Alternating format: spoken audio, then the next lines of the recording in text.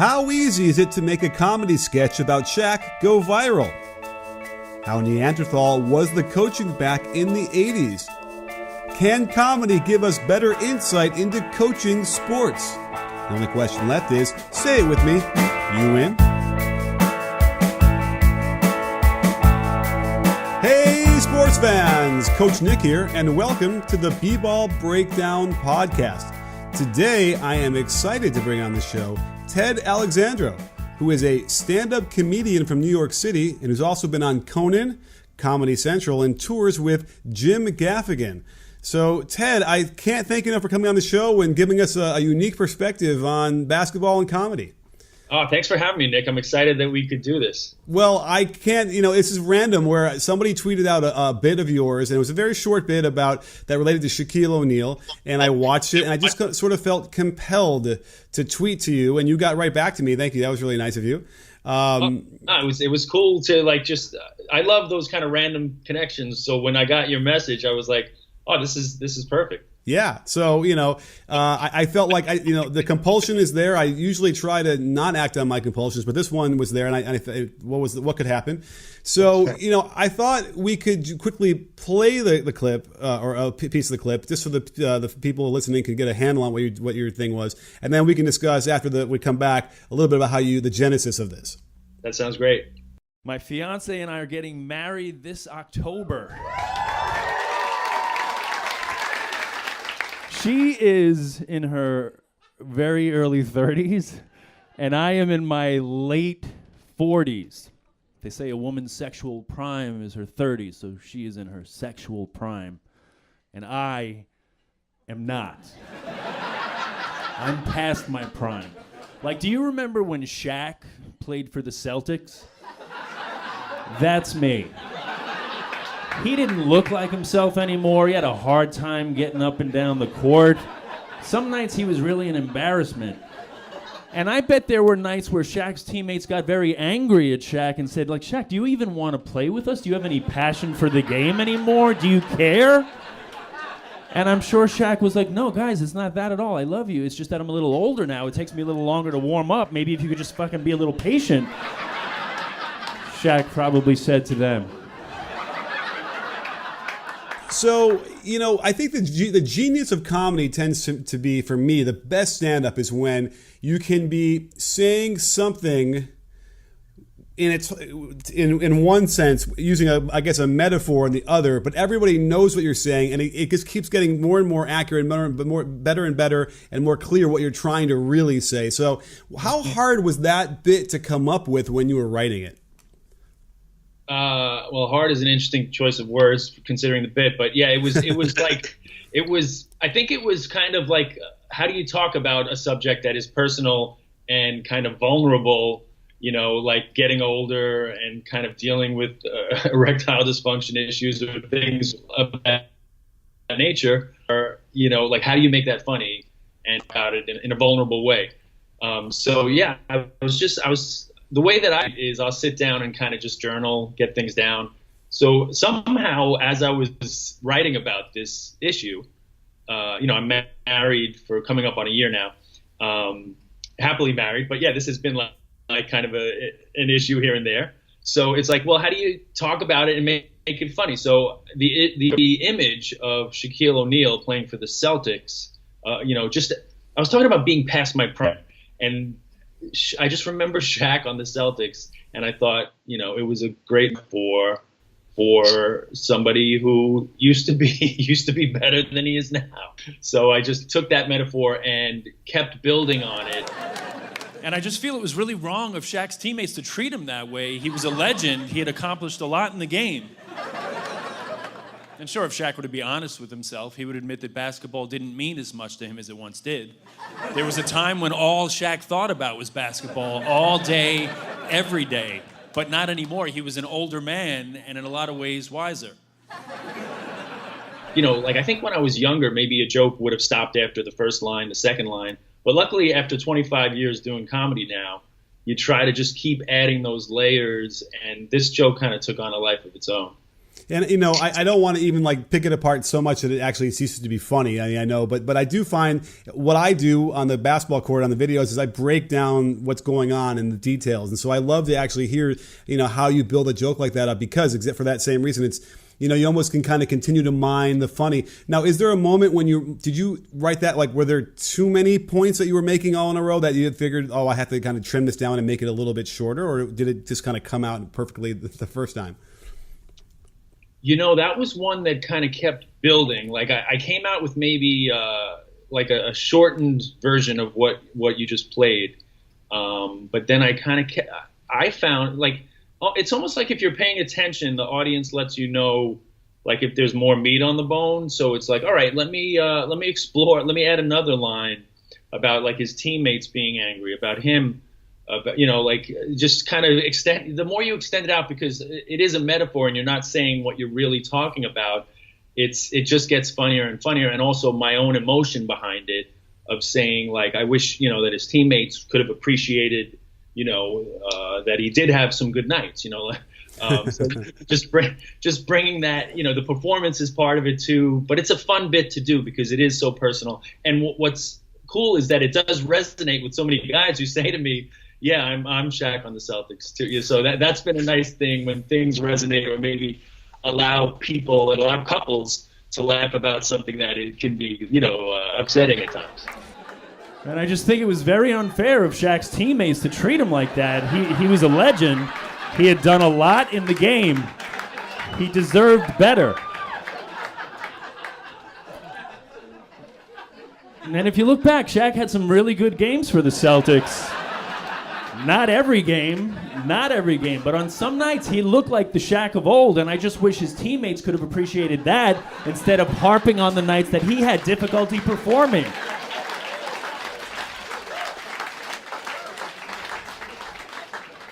I feel for Shaq is what I'm trying to say. Now, did you know right away when you wrote that, before you ever performed it, that was going to be a great bit and really funny? You know, it's funny you say that because you never really know for sure until you say it in front of people. But I did have a sense with that it's such a bizarre. The thing that I worried about is it too much of a niche reference? Like, you know, do people even know? If you're not a basketball fan, do you care about Shaquille O'Neal?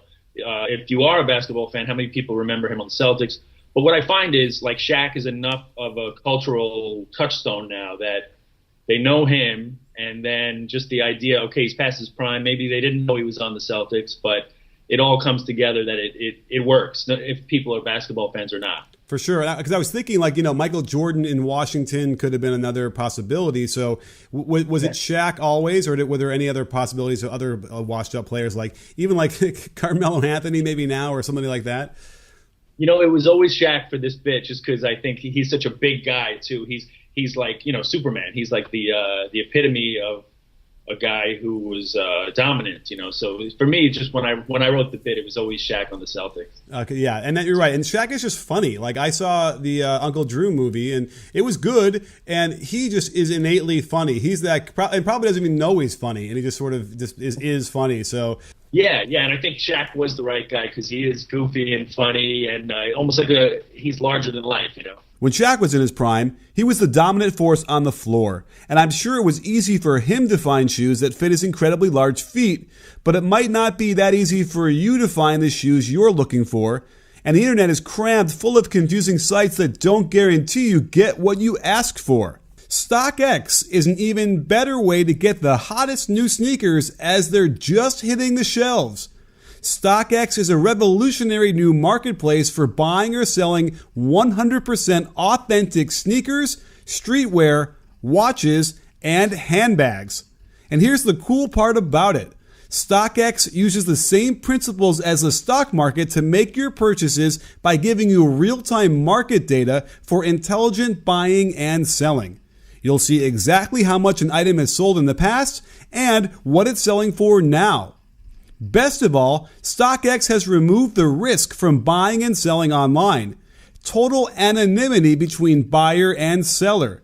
You'll never have to deal directly with a random buyer or seller again.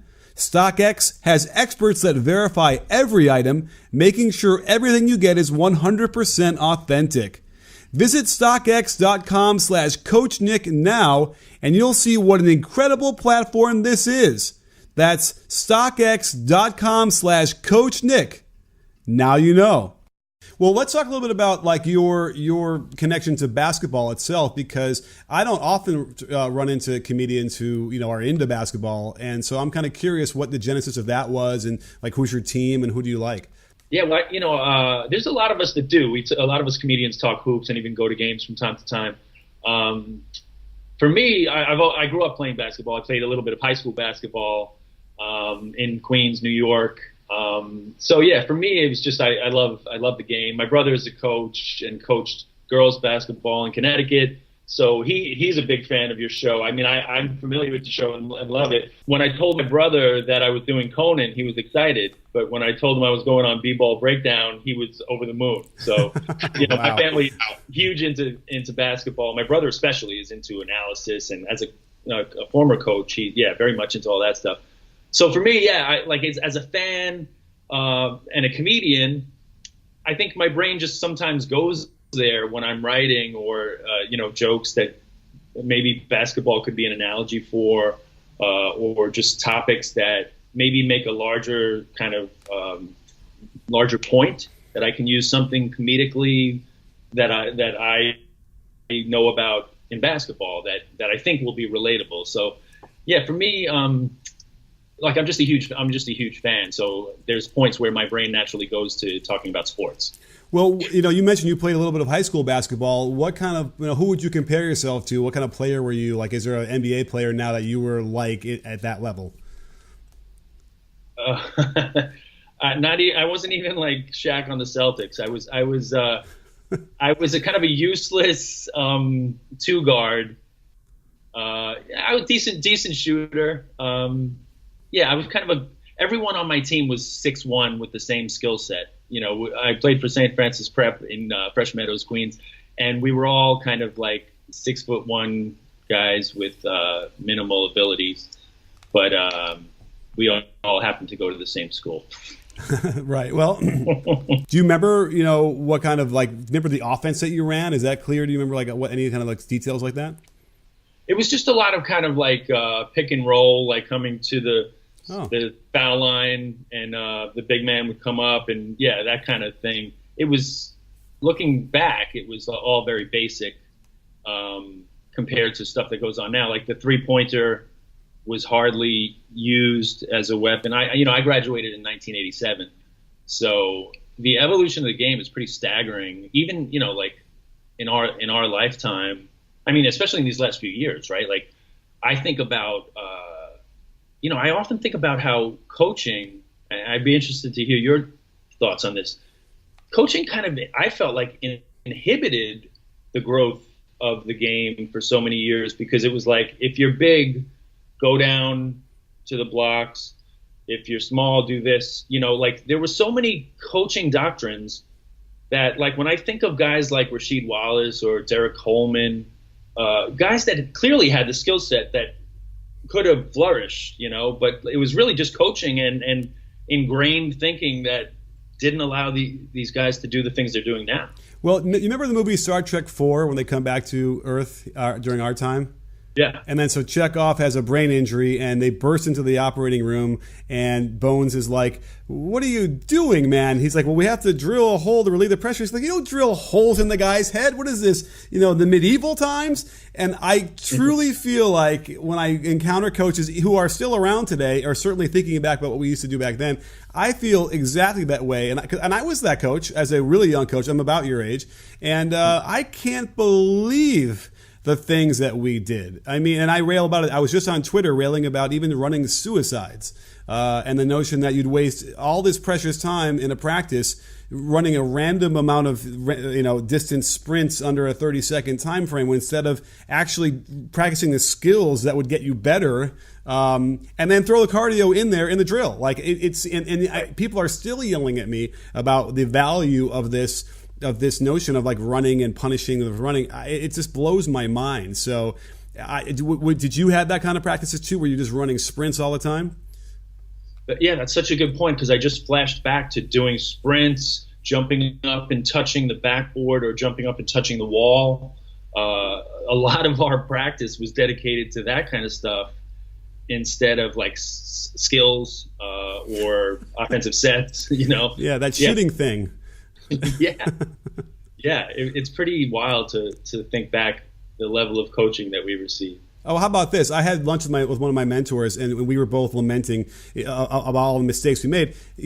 Picture the one. The coach always will complain about the guy he doesn't play really hard. He's got a lousy attitude. He's kind of always screwing around in practice, whatever. Well, the what we would do in the past would be like be even harder on that guy. Get in his face, screaming and yelling, "I'm going to make your life a living nightmare," and and all that kind of stuff. When in reality, it's probably the last thing you'd want to do with a kid like that, to try and actually reach him and get him to play the way anywhere near what you want to play, right? I mean, it's like that that drill sergeant from Officer and a Gentleman mentality, right? Like it's almost comedy when you really think about it. For sure, it is. It's that archetypical in-your-face drill sergeant that, like you say, not everybody responds to that. And you would think that now, I would assume in most high schools, that I could be wrong, that wouldn't fly anymore.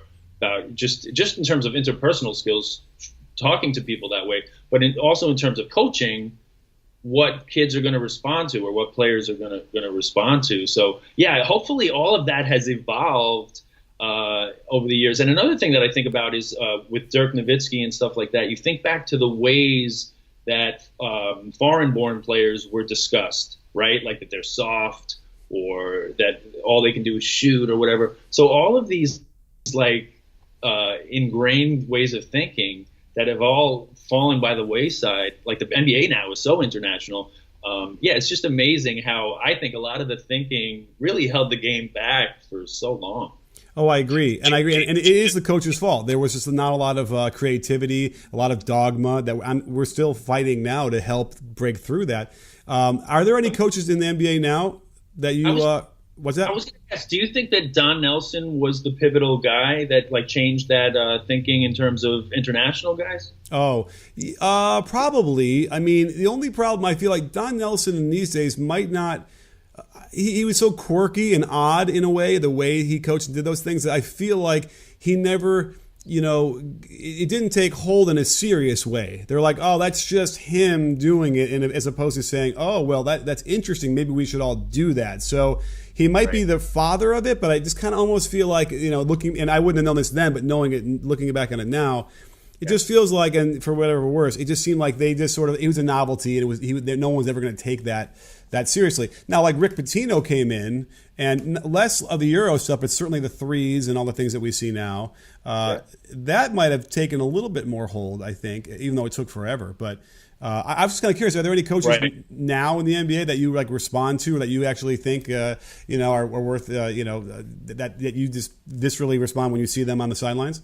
Popovich for sure is a guy that I love on court and off, just like as a coach, as a leader, as a thinker, as a kind of a figurehead now, even beyond the NBA. Really, he's kind of more taken on almost like a cultural symbolism and authority. So I love Pop. I also love Steve Kerr. I do a bit about him in my new special. And I love Steve Kerr, but the bit is about how we're all replaceable, and how we can't take ourselves too seriously. And I use him as the example of he's a great coach, clearly, but he was replaced by 2 different guys, and they were undefeated for one of those stretches. They went to the finals, so it's and then I finish it off by saying, Aunt Viv on The Fresh Prince, she thought she was irreplaceable. So there's plenty of examples of people that, as great as you are, you might be replaceable. But Steve Kerr is a guy, to your point, that I also love the way he coaches. I love the way he communicates, doesn't fit into that box, which I also like about the NBA in general. Doesn't fit into that box about what you're allowed to talk about or not. Not afraid to jump into societal issues. I respond to guys like Steve Kerr and Popovich. Yeah, I just had Coach Kerr on the show a couple days ago, and that was nice insights to him. So, and what you're saying is exactly right. If you're kind of gleaning that from just watching TV or hearing him speak, I will say that in person, it's times 10 or 20 more. He really is that guy, and it's pretty impressive. And also, just very nice of him to come on my show and do that for me. He did not have to do that stuff either. So it just shows you what he is like. And you have a great point though. It's like he came back after having the team breaking the Bulls record for wins, and then they lose when he comes back. So, it is true where you are and who you are and how that all unfolds. But he's got a couple titles, so I think he's done a couple good things. And a guy like him has such a good sense of humor too that I would think that he's somebody that would it doesn't take himself too seriously, takes the right things seriously. So yeah, I have a lot of respect for him. Yeah, and I kind of feel like, and I'll defer to you as far as, it seems like there's a huge space for comedy in coaching, almost to the point where it's necessary. I mean, you don't always have to be a funny guy to be a coach, but it seems like I certainly try to use it, but right, you know what I mean? I feel like that's a great way to communicate, especially the way you do your comedy, because you're able to make a serious point, even though it's funny. Thanks. Yeah, I do think, for sure. Everybody responds to humor, whether it's the classroom or a coaching situation or whatever. If you're trying to make a point, if people like you and they're laughing, they're more likely to respond. So, but I do think it has to be authentic to who you are, because, players can sniff out if you're trying to be something you're not. Or I used to be a teacher, so students can sniff out if you're if it's inauthentic. So if you're a funny guy and it's true to who you are, I think for sure, that'll come across. And I think back to Chuck Daly, who was an old school guy that was kind of funny with one-liners or whatever. He was totally at ease with who he was, and you knew that was him. But yeah, I think it's great. And as a fan, just watching press conferences or whatever, and Steve Kerr is another good example, guys who can make it funny. It's you listen more attentively because they're not giving these robotic responses, just mailing it in. Yeah, and I also think that you do need to make a serious point that could easily be taken the wrong way or hurt a player's feelings. If you could figure that key out to be able to communicate it that way, where it is sort of funny, you can smooth over a lot of those bumps and make that easier. I am curious though, do you feel like maybe in the last couple of years your comedy has changed in tone or theme, based on what's been happening recently?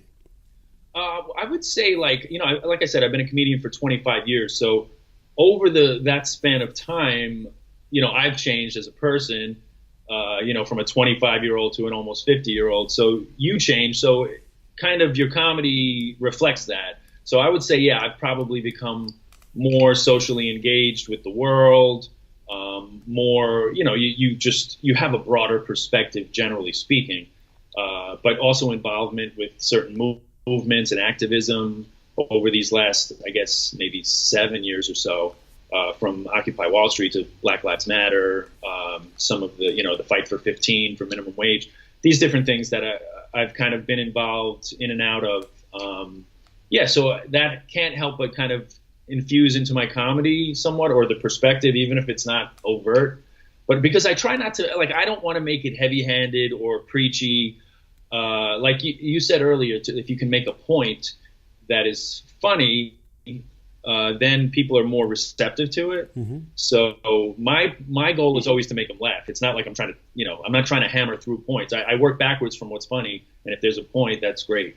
Well, your special's coming out. Where would we be able to listen to it or see it if we wanted to? I'm releasing this with a company called All Things Comedy, which is owned by Bill Burr and Al Madrigal, two comedians and two friends of mine. They started this company so that comedians could own their own content and release it directly to fans. So it's a little bit different. They're trying to carve out a space that's, maybe a little different from Netflix, where they own the stuff and comedians don't get as good a deal from them. So when Bill and Al approached me to be the first special that they're putting out through All Things Comedy, I was really psyched. So where people can find it is atcspecials.com. ATC is for All Things Comedy. So atcspecials.com, and you can pre-order it now. It comes out, I think, tomorrow. So your pre-order won't take too long to arrive. All right, yeah. Well, we'll see when we actually drop this. So I'm sure they will be ready to go once everyone hears this. And I'm just kind of curious because as we touched upon, certain things that might not be funny normally. Can you give me an example of a subject that you felt like, oh, this is out there. It doesn't seem like there'd be comedy, but actually you were able to nail some really great beats and make people laugh from it.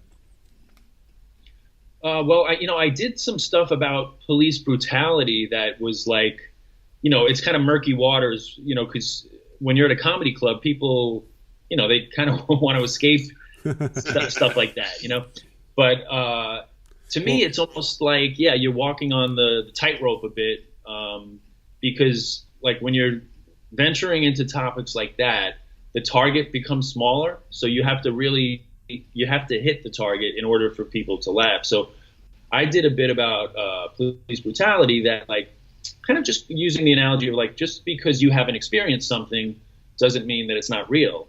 Like, think of police brutality like a Tyler Perry movie. You may have never seen one, but that doesn't mean they don't exist. You're just not the intended audience, just like brutality. So it was kind of like, again, it's you have to really, because you don't want to make fun of it. You don't want to make fun of any part, the police. You don't want to make fun of people that are suffering in these instances. But you do want, like for me anyway, I want to try to engage with it in a way that that lands on something funny and true. So yeah, but it's a little bit of a tightrope sometimes. For sure. Well, I guess that begs the question: are you trying to do any material on the Kavanaugh Ford thing that's going on right now? Well, I just did Conan last night, and I did I did one kind of joke about him. But we're seeing it with the Me Too movement. People, behaving badly. Some that are surprising, some not. Some who like beer, some who mix their own drinks, like Cosby. Yeah. If you had told me in the 1990s that between Bill Cosby and Donald Trump, one would become president and one would be going to jail for rape, I would have got that one wrong. Well, as we wrap up, I thought we could just, let's seal in our practice with a little, more basketball talk. Do you have any thoughts on the upcoming season and where we're moving towards, and any interesting storylines that have caught your eye? I'm excited about the NBA. Is my favorite professional sports league. I just find it, to me, the most vibrant, the most, I guess, like, it just changes so much from year to year, like with player movement. It's especially this year with LeBron, like the whole balance of power shifts. Kawhi Leonard going to Toronto. So the league is always so fascinating to me. And me personally, as a Knicks fan, I'm excited that Sorry. Yeah, thank you. Thank you. I'm excited that they legitimately look like they're attempting a rebuild for once, instead of the usual quick fixes or bringing in the likes of Derrick Rose or somebody like that. So yeah, I'm excited about Kevin Knox. I'm excited about Mitchell Robinson, the second round guy. I always tend to fall in love with like the guy who is more of a project. So I'm even more excited about Mitchell Robinson, just because it seems like he was this guy that almost was out of nowhere, that like didn't play, left Western Kentucky, I think it was, and looks legit. I mean, to me, I know this is a little bit of a stretch, but he looked like a young Kevin Garnett, the way he runs the floor and the way his skill set. I mean, obviously he has a lot of work to do, but I think they might have gotten a steal in Robinson. So I'm excited that they got two guys that are potentially, maybe both lottery talents. Well, it sounds like when we were younger, we would have been going to blows over those Bulls-Knicks series. I grew up in Chicago, right? Is that safe to say? That is safe to say. Yeah, those were some great years. And you talk about the game changing, right? I mean, those were like football games, some of those. Yeah, it was pretty crazy. And I remember, those Knicks series after the Pistons, got replaced by the Knicks for that rivalry. I think that's the thing we were missing. We don't have rivalries like that. And do you think that we needed to have it? Do you think the rivalry is born out of how physical it was, or can we now, with a cleaner game, still get back to that? That's a good question. I mean, I think part of it is also longevity of groups of players staying together, which doesn't seem to happen, right? Like key players are always, I guess what makes like somebody like Golden State unique is a guy like Klay Thompson seems content to be where he is, where guys like that typically are like, yeah, I can be the first option. So, so it is harder. And I guess the big contracts and all that, the money's a lot bigger, right, than certainly the 80s. And then by the 90s it got better. I mean, Michael, I think, made $35 million his last year before they even had all the salary cap rules. But you're right, across the board, a starter is going to make $18 million a year, where it was probably half that, 20 years ago, maybe. So that is a thing too. But I just feel like I wonder what it is exactly, because certainly the physical nature and the fact that fights would break out, that intensified the rivalry, right? And now they're all friends with each other in the off season, right? And so you kind of get the sense that it's not a war on the floor. And I don't know, maybe that's a good thing. Yeah, I wonder. Yeah, I mean, because I do remember like every games, and maybe I'm not remembering it correctly, but every game seemed so heated and hotly contested. Whereas now, am I wrong? Like blowouts seem a lot more frequent, where like one team jumps out to a thing, and this is the finals or something, or conference finals, where a team wins by 30, and I don't know. Again, maybe I'm not remembering it right, but I always feel like if somebody jumped ahead or whatever, like there would be a cheap shot thrown or something would change the momentum so that it. But now if it looks like it's on the road to a blowout, it's going to be a blowout. Well, it kind of, although the argument is that with a three-pointer, you see these wild swings. So you might be down by a lot, and then they come back. So it makes for kind of it's the game itself is just, if we were in the 1995 right now and I had a glimpse into the future, we would have been like, what is this? This is like you're taking 3-pointers 4 possessions in a row, and it's up and down. So that's also part of it. So it's a variability has changed so much that I guess in theory, it's more like it's not as clear who's going to win necessarily, but it also leads to probably a more inconsistent game, right? Whereas you always knew Patrick Ewing's going to come down, he's going to get his post-ups, he's going to get his 20 shots a game. Anthony Mason's going to dribble down and abuse some people, right? John Starks is going to shoot a bunch of three. And now, and same with the Bulls, and now it's almost like, maybe to me, it just seems a little bit more of a random sequence of events and shots and movement that it should be more interesting. Right? Is it more interesting? Do you like the game now, or do you like it better then? I don't even know that I can say I liked one or the other better. I think I appreciate both of them. They're different, I'm not one who pines for I wish somebody like Oakley would just take somebody out or whatever. It was fun to watch at the time, but this, the game as it's evolved is fascinating and great to watch. And as you were talking, I just the thing of who just recently retired, Boris Diaw, flashed into my mind too, of another guy who to me symbolizes the evolution of the game and probably doesn't get enough credit for what he did. Because if I think back to the game of what we're talking about, the 80s, whatever, he probably would not have been utilized properly in that era. But here's a guy that his skill set was perfect for and symbolizes the beauty of the game and what we're talking about now with big guys doing a lot of things. His passing skills, just the versatility of a big guy. Oh, yeah. Well, I say this all the time. Kevin Durant, 20 years ago, they would have fattened him up and they would have put him on that block and said, don't dribble, don't shoot, you're just going to get rebounds and, post up. And how lucky is he? Because he's a legit 7'1". He isn't a 6'11" dude. How lucky he is when he grew up when he did and they allowed him to do that. And I kind of want to find out more about that because he's right on the cusp of when he was born, when they would have still done that to him.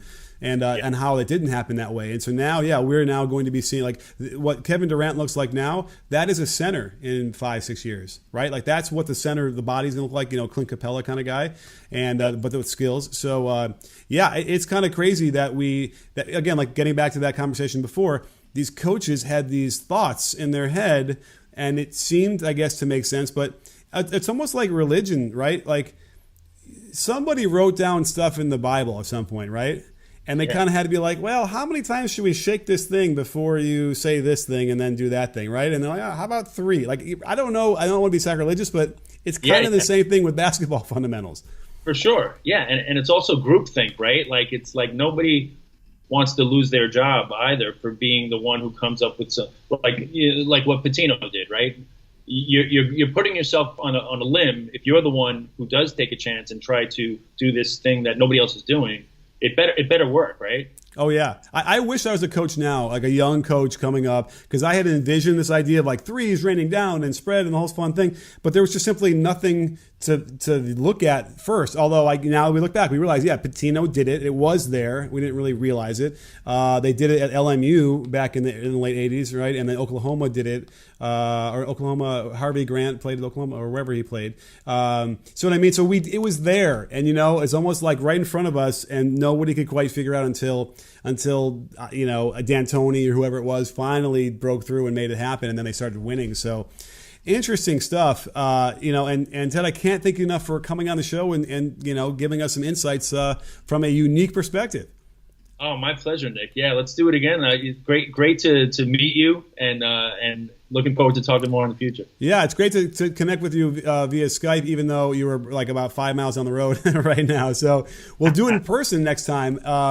And also, don't forget, if you want to download, and you should, his new special, it is at atcspecials.com. And by the time we post this, it will be up and ready and fresh to stream. And yeah, the title is Senior Class of Earth.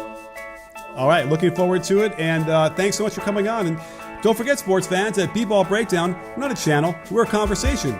You in? Are you in, Ted? I'm in, all the way.